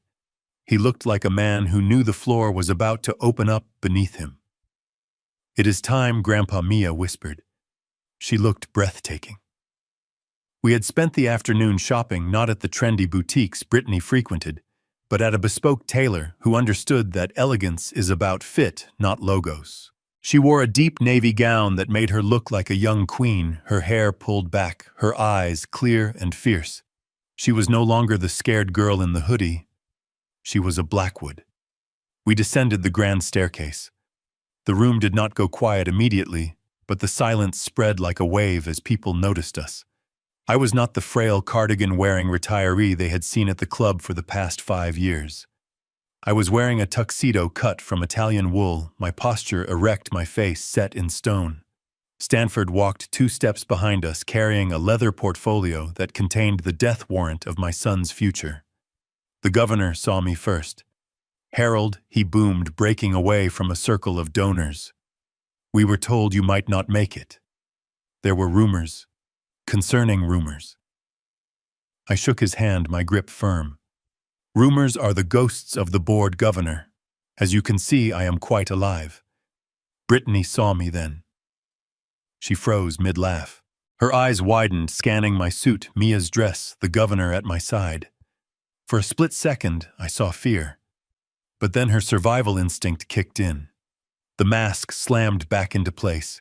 She grabbed Jason's arm, her nails digging into his sleeve, and dragged him toward us. She was going to try to play the loving family card in front of the press. She was going to try to hug me into submission. "Dad," she exclaimed, her voice pitching up into a theatrical register of relief. "Oh, thank God, we were so worried. We saw the news about the misunderstanding. We have been trying to call you." She reached for me, her arms open, staging the reconciliation photo she desperately needed for her Instagram. The room watched. The cameras flashed. This was her moment. She thought she could force me to embrace her, force me to validate her lies, to save face in public. I did not move. I did not smile. I simply raised one hand, palm out, a universal gesture of stop. "Do not touch me," I said. My voice was not loud, but it carried. The ballroom went dead silent. The clinking of silverware stopped. The music seemed to fade. Brittany halted, her arms suspended in the air, her smile faltering. "Dad," Jason stammered, stepping forward, smelling of expensive scotch and cheap fear. "Don't do this here. Everyone is watching." "I know," I said, looking him in the eye. "That is the point." I walked past them. I walked through the parted sea of guests, straight to the stage. I stepped up to the podium. The microphone hummed. I looked out at the sea of faces, the titans of industry, the politicians, the socialites, and in the center of them all, standing alone in a spotlight of humiliation, were Jason and Brittany. I adjusted the microphone. "Ladies and gentlemen," I began, my voice echoing through the hall. "Thank you for welcoming me. For 40 years, I have stood on this stage to support this hospital. I have built a company, Blackwood Holdings, that has employed thousands of you, shipped your goods, and driven this economy. I built it for one reason: family." I paused. I saw Jason exhale. He thought I was going into the standard retirement speech. He thought I was going to talk about legacy and handing over the torch. He thought he was safe. But I continued, my tone hardening. Sometimes family is not blood. Sometimes blood is just a biological accident. And sometimes the legacy you build becomes a poison that destroys the people you love. Jason stiffened. Brittany grabbed his hand. For the past 5 years, I stepped back. I let my son Jason take the helm. I gave him the title of CEO. I gave him the salary. I gave him the credit. I hoped that the weight of responsibility would make him a man. I looked directly at Jason. Instead, it made him a thief. A gasp ripped through the room. Jason took a step back, shaking his head. "No," he mouthed. "No." I signaled to the audiovisual team. The massive projection screen behind me, usually reserved for heartwarming videos of sick children, flickered to life. But it did not show orphans. It showed a spreadsheet, a forensic accounting of the last 3 years. "You are looking at the unauthorized withdrawal of corporate funds," I narrated, my voice cold and clinical. $2 million siphoned into shell companies. Renovations on private homes charged as warehouse maintenance. Luxury vacations booked as site inspections. And here, the slide changed. It showed the email chain Mia had found. The emails between Jason and Vanguard Logistics. This is my son negotiating the sale of our proprietary routing algorithms to our biggest competitor, I said. He was not just stealing from the company. He was selling it out.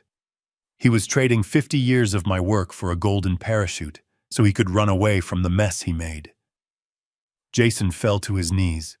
Literally, his legs gave out. He stared at the screen at his own treason displayed in 40-foot letters. Brittany tried to pull him up, hissing at him to stand, but she was looking at the crowd with terror. They were not looking at her with pity anymore. They were looking at her with revulsion. He tried to sell the company, I said, but he forgot one thing. He doesn't own it. I took a deep breath. The air in the room was electric. This morning I exercised my right as the holder of the Class A controlling shares.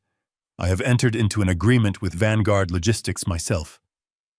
Jason looked up, confusion warring with his despair. I sold Blackwood Holdings to them an hour ago, I announced. The deal is signed. The company is gone.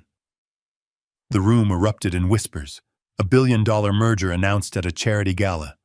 It was unheard of, however I continued silencing them. There is a condition to the sale. The purchase price was $1.2 billion, and I am not keeping a cent.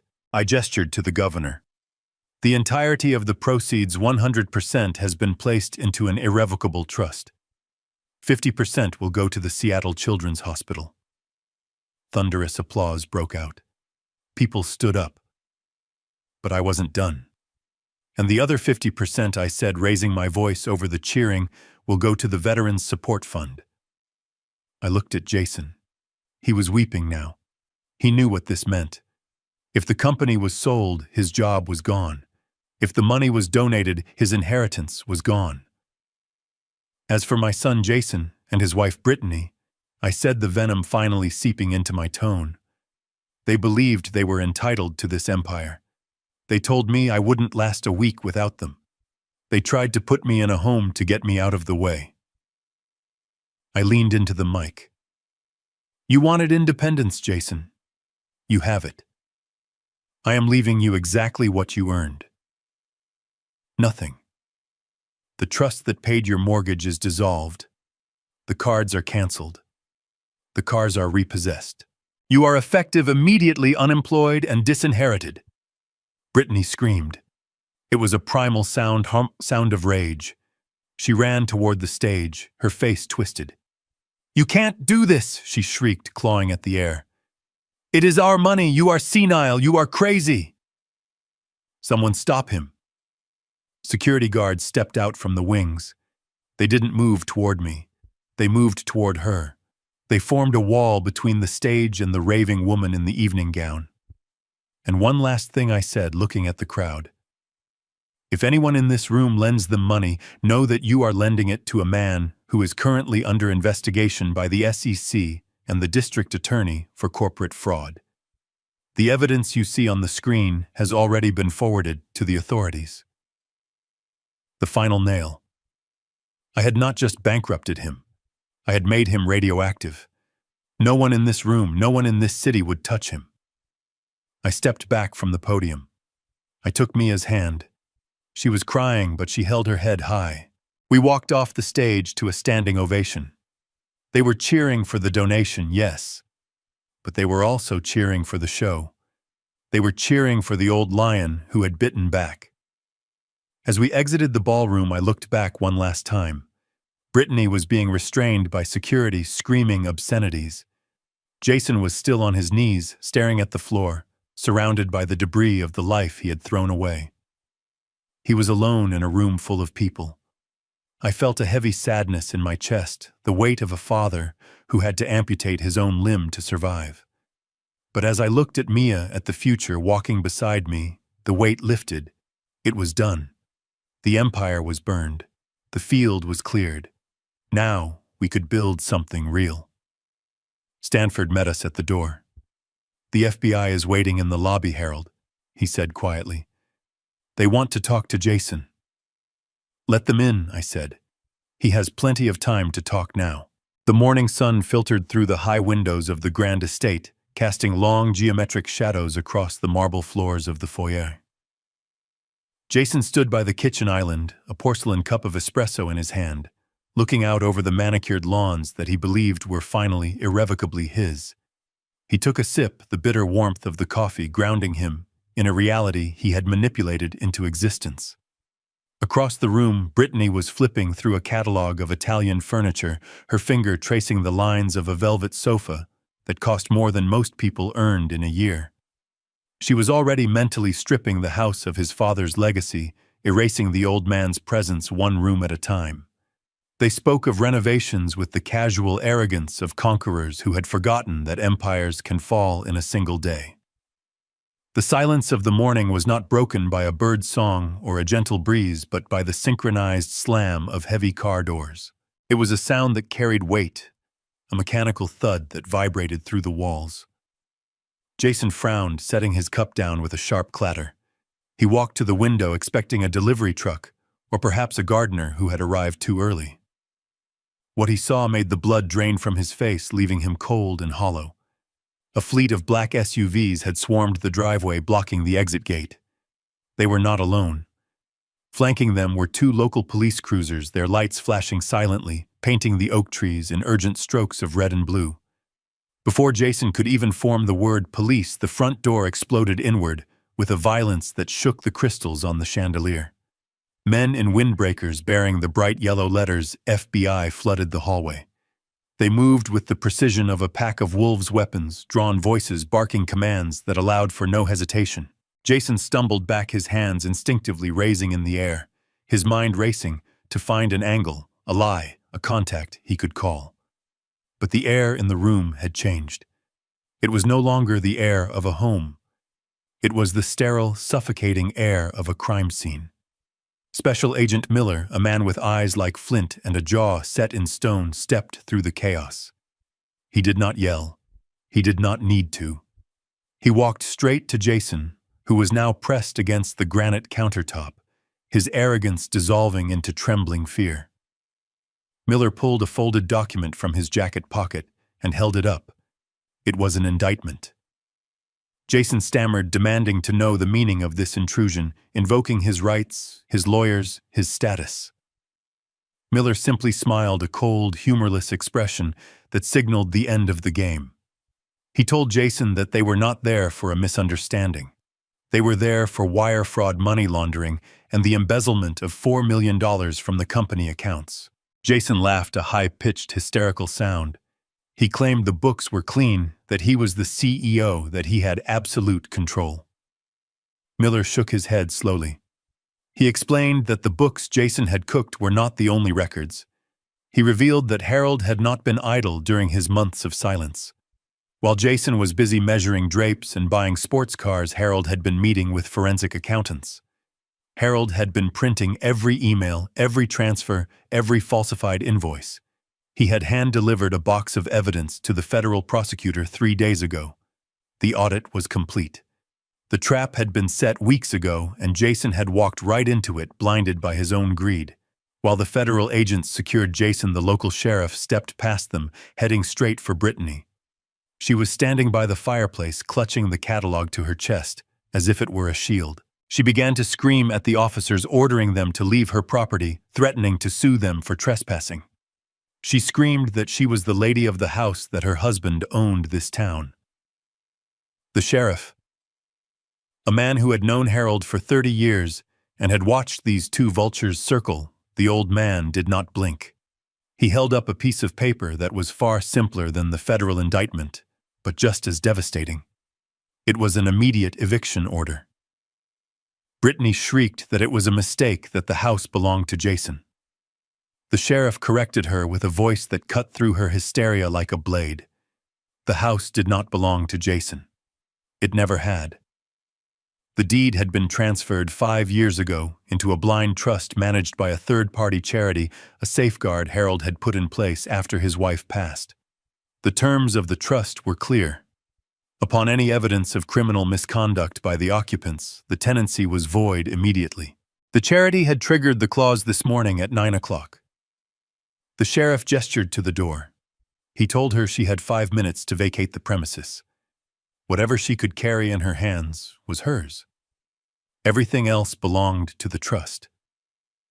Brittany lunged for a Ming vase on the mantel, a piece worth thousands. The sheriff stepped in front of her, his hand resting on his belt. He told her that taking assets belonging to the trust would add grand larceny to her husband's list of problems. She froze her hand, hovering over the porcelain, her face twisting into a mask of pure, impotent rage. The sound of metal ratcheting shut echoed through the high ceilings. Jason's hands were pulled behind his back, the cold steel of the handcuffs biting into his wrists. It was a sound of finality. He looked at Brittany, his eyes wide and pleading, looking for her to do something to save him. But Brittany was not looking at him. She was looking at the jewelry box on the side table, calculating if she could hide a diamond necklace in her pocket before the police noticed. In that moment, Jason saw the absolute truth of his marriage. There was no partnership. There was only mutual hunger, and now there was nothing left to eat. Agent Miller shoved Jason forward. They marched him out the front door, past the rose bushes he had neglected, past the fountain he had planned to pave over. The neighbors had gathered at the gates. They stood in silence, watching the spectacle. There was no pity in their eyes. They had seen how Jason treated his father. They had seen the arrogance. Now they were seeing the invoice coming due. Brittany was dragged out a moment later. She was kicking and screaming, her heels scraping against the stone steps. She was still clutching her purse, the only thing she had managed to save. The sheriff escorted her to the edge of the property line and pointed down the road. He told her she was no longer welcome on the grounds. If she returned, she would be arrested. The heavy oak doors of the mansion were pulled shut by the officers. The sound was like a thunderclap sealing the house against them. The lock clicked. The silence returned to the estate, but it was a different kind of silence now. It was clean. Jason was guided into the back of the SUV. He pressed his face against the tinted glass, watching his wife standing on the curb. She looked small, disheveled, and alone. She was typing furiously on her phone, likely calling a lawyer, or perhaps a new man. She did not look at the car. She did not wave. As the convoy of vehicles began to move, rolling down the long driveway, Jason saw a figure standing on the hill overlooking the property. It was an older man leaning on a cane wearing a simple wool coat. It was Harold. He was not smiling. He was not cheering. He simply stood there watching the poison being drawn out of his life. He watched the cars turn onto the main road, their sirens wailing, now announcing to the world that the reign of the sun was over. Jason slumped back in the seat, the leather cold against his cheek. He closed his eyes, but the darkness offered no comfort. All he could see was the stack of papers Miller had mentioned. The papers Harold had prepared. His father had played the long game. He had endured the insults, the neglect, and the theft, waiting for the moment when the trap would be inescapable. The SUV accelerated, merging onto the highway that led to the federal courthouse. Jason realized with a sickening jolt that he wasn't just losing his money or his freedom. He was losing the narrative. He would no longer be the successful heir. He would be a cautionary tale. And Brittany, standing in the dust of the departing convoy, was already a stranger. The handcuffs tightened as the car hit a bump, a constant physical reminder that the debt had been called in and he had paid with everything he had. The federal agents paused their march toward the black SUV, their grip on Jason's arms unyielding, but momentarily static. Harold had stepped down from the manicured lawn onto the asphalt of the driveway. He did not run. He did not shout. He moved with the terrifying gravitational certainty of a landslide. In his hand, he held a thick manila envelope that looked innocuous enough, perhaps just more financial records or legal notices. But the way he held it, knuckles white against the paper, suggested it contained something far more volatile than numbers. Jason looked at his father, his eyes wide and wet with the panic of a trapped animal. He opened his mouth, perhaps to beg, perhaps to blame, but the words died in his throat. He expected a lecture on morality. He expected his father to gloat about the money or the house. Instead, Harold stopped 2 feet away from his son, occupying the space with a cold, suffocating dominance. He looked past Jason, his gaze flicking briefly to Brittany, who stood by the fountain, clutching her designer purse like a life raft. Harold spoke, his voice low and devoid of any fatherly warmth. He told Jason that he had tolerated the theft. He had tolerated the insults. He had even tolerated the attempt to erase him from his own company. But there was one thing he would not tolerate, and that was his son being a blind fool for a woman who had sold him out before the ink was dry on the marriage license. With a flick of his wrist, Harold tossed the envelope. He did not hand it over. He threw it. It struck Jason's chest and burst open, the contents spilling out in a chaotic cascade of glossy photo paper. They fluttered to the ground, landing face up on the oil-stained pavement. Jason looked down. The handcuffs forced his posture into a slump, bringing his face closer to the images. They were high resolution, taken with a telephoto lens, brutal in their clarity. There was Brittany. She was not at a charity gala. She was not visiting her sick mother. She was on a yacht. She was at a hotel bar. She was in a parked car. And in every single frame she was entangled with another man. It was not a stranger. It was Marcus, Jason's own college roommate, the man Jason had bragged to about his hostile takeover just last week. The air left Jason's lungs in a sharp, agonizing wheeze. The betrayal was absolute. The dates stamped in the corner of the photographs went back 2 years. 2 years of Jason destroying his relationship with his father, stealing millions and risking federal prison, all to build a kingdom for a queen who had been laughing at him from another man's bed. Harold watched the realization shatter his son. He said nothing. He didn't have to. The silence stretched thin and brittle until it snapped. Jason turned his head, his neck straining against the stiffness of his collar, locking eyes with his wife. He screamed her name. It was a raw, guttural sound filled with confusion and a desperate need for her to deny it, to tell him it was a fabrication, a trick by the old man. Brittany did not flinch. The panic that had gripped her when the police arrived had vanished, replaced by a cold, reptilian survival instinct. She looked at the photos on the ground, then at Jason, and finally she laughed. It was a short, sharp sound, like glass breaking. Her face, usually composed in a mask of adoration, twisted into a sneer of pure contempt. She stepped forward, ignoring the sheriff who raised a warning hand. She told Jason to stop looking at her like a wounded puppy. She told him he was pathetic. She admitted it all without a shred of shame. She told him that Marcus was twice the man Jason would ever be, because Marcus knew how to close a deal without getting caught. She spat the words at him, venomous and precise. She called him a useful idiot. She explained that he was never the mastermind. He was just the vessel she used to drain the accounts. She had pushed him to steal. She had pushed him to evict his father. She had fed his ego and whispered poison in his ear every night, not because she believed in him, but because she needed him to take the risk while she stashed the cash. And now, seeing him in handcuffs, she felt nothing but annoyance that he had been caught so clumsy. Jason stared at her, the woman he had destroyed his soul for. He stammered that he did it for them, for their future. Brittany shook her head, her eyes dead and flat. She told him there was never a them. There was only her and a bank account that he had failed to fill fast enough. She told him he was useless, a failure as a son, a failure as a businessman, and a failure as a husband. The sheer cruelty of her words seemed to physically strike Jason. He slumped in the grip of the agents, his legs giving way. The arrogance that had defined him for years evaporated, leaving behind a hollow, broken shell. He looked from the photos scattered in the dirt to the father he had betrayed, and finally to the wife who had orchestrated his ruin. Agent Miller signaled his team. The show was over. They hauled Jason up, dragging him toward the open door of the vehicle. Jason didn't fight. He didn't speak. He just wept ugly, silent sobs that shook his entire body. As they shoved him into the leather seat, he caught one last glimpse of Brittany.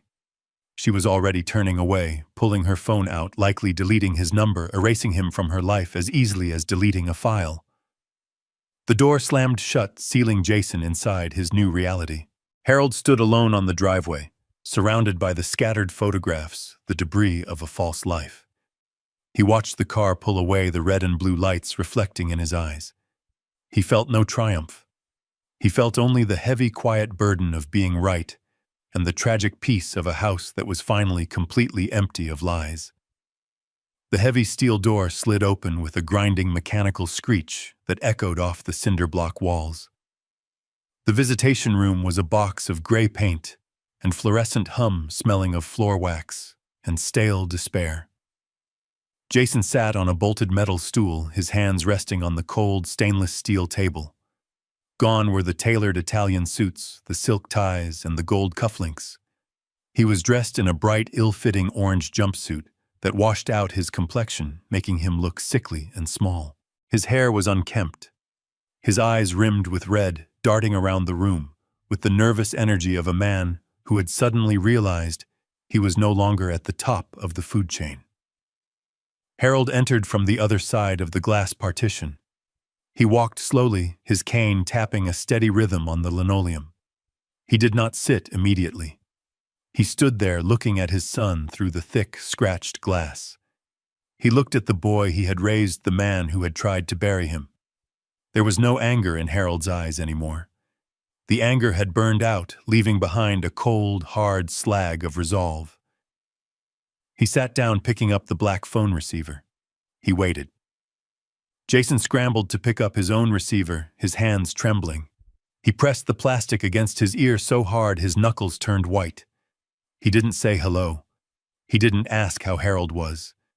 He went straight to the only currency he understood. He begged. He leaned forward, his voice cracking, whispering that the bail hearing was set for tomorrow morning. He told Harold the judge had set it at $2 million. He said it as if it were a small invoice, a clerical error that could be fixed with a signature. He pleaded with his father to leverage the properties, to use the trust, to do whatever it took to get him out of this cage. Harold listened in silence. He let the stream of desperate bargaining flow until it ran dry. He watched Jason try to conjure the old dynamic, the one where the father fixed the son's mistakes, where the checkbook was the ultimate eraser. When Jason finally stopped, breathless and expectant, Harold spoke. His voice was calm, transmitted through the wire with a clarity that cut to the bone. He told Jason that he had spoken to the lawyers. He knew the bail amount. He knew the charges. Wire fraud, embezzlement, conspiracy. He reminded Jason of the time 20 years ago when Jason had crashed the family car while drunk. Harold had paid the police off. He had paid the damages. He had hushed it up to protect Jason's future. He admitted that was his greatest failure as a father. He had robbed Jason of the consequence, and in doing so, he had created the monster who sat before him today. Jason stammered, invoking the name of family. He cried that he was sorry that he had been manipulated by Brittany, that he was a victim of her schemes. He tried to sell the narrative that he was just a fool in love, not a criminal. Harold cut him off. He leaned closer to the glass. He told Jason that a fool makes a mistake. A criminal steals $4 million from his own father and tries to throw him onto the street. He told Jason that Brittany was a shark, yes, but Jason was the one who opened the gate and let her into the water. He was the one who signed the checks. He was the one who looked his father in the eye and lied day after day for 2 years. Jason began to weep ugly, racking sobs. He asked if Harold wanted him to die in there. He asked if this was revenge. Harold shook his head slowly. He told him it was not revenge. It was education. He explained that for the first time in his life, Jason was going to own something that was truly his. Not a car his father bought. Not a job his father gave him. He was going to own his actions. He was going to own his time. Harold stood up. He told Jason that the checkbook was closed. The assets were frozen. The bail would not be posted. Jason would await trial in this cell. He would sit in the silence and the cold, and he would have a long time to think about the price of loyalty. Jason screamed into the receiver, slamming his hand against the glass. He shouted that Harold couldn't leave him there, that he was his son. Harold didn't look back. He hung up the phone, the plastic clattering into the cradle, with a finality that sounded like a gavel strike. He turned and walked toward the exit, his cane tapping the floor, leaving Jason screaming silently behind the glass, trapped in the box he had built for himself. The sun dipped below the jagged line of the pine trees, painting the surface of the lake in shifting shades of violet and burnt orange. It was a quiet evening, the kind of stillness that you can feel in your bones, a stark contrast to the hollow, echoing silence of the marble mansion he had left behind. Harold sat on the weathered wooden steps of the small cabin, his back resting against the railing. The wood was rough against his coat, real and unpolished, just like the life he had reclaimed. In his hand he held a simple glass tumbler, not crystal, filled with a deep red wine. It was a bottle he had bought at the village market for $12. It did not have a cork stamped with a century-old date, nor did it require decanting. He took a sip, letting the liquid warm his chest. It tasted of grapes and earth, not of status or leverage. It was the best glass of wine he had drunk in 20 years, because he had bought it with his own peace of mind. Down by the water's edge, Mia was skipping stones. The flat rocks skipped once, twice, 3 times before sinking into the dark water. Her laughter floated up the hill, a clear, bright sound that cut through the heavy memories of the last few months. She was not worried about stock prices or board meetings. She was not calculating the value of the land she stood on. She was simply living unburdened by the toxic weight of an inheritance that had destroyed her cousin. Harold watched her, a small smile touching his lips. On paper, the world would say he had lost. The business was under new management. The estate was sold, the proceeds locked into a charitable trust that would feed thousands, but never again feed the greed of a single ungrateful son. He was no longer the titan of industry. To the neighbors here, he was just the old man who liked to fish at dawn. But as he watched the first stars begin to puncture the twilight sky, Harold knew he had won the only game that mattered. He had purged the poison. He had broken the cycle. He looked at his hands resting on his knees. They were empty of contracts, empty of keys to things he didn't need. He took another sip of the cheap wine and closed his eyes, listening to the wind rustling through the leaves and the gentle lap of the water against the dock. There was no phone ringing. There were no lawyers waiting in the hall. There was only the evening, and Mia, and the absolute, terrifying, beautiful freedom of having nothing left to lose. The ledger was finally balanced. The debt was paid. And for the first time in a lifetime, the account was closed. Harold's journey teaches us that true power does not lie in the marble of a mansion or the digits in a bank account, but in the quiet dignity of self-respect. While Jason and Brittany chased the illusion of wealth through betrayal, they forgot that integrity is the only currency that never devalues. Greed may offer a quick ascent, but it builds a foundation on sand. Ultimately, the greatest luxury in life isn't what we own, but the peace of mind that comes from knowing we did the right thing, even when it required the hardest sacrifices. If this story of justice resonated with you, please like and subscribe for more. Do you think Harold was too harsh, or did Jason get exactly what he deserved? Let me know your thoughts in the comments below.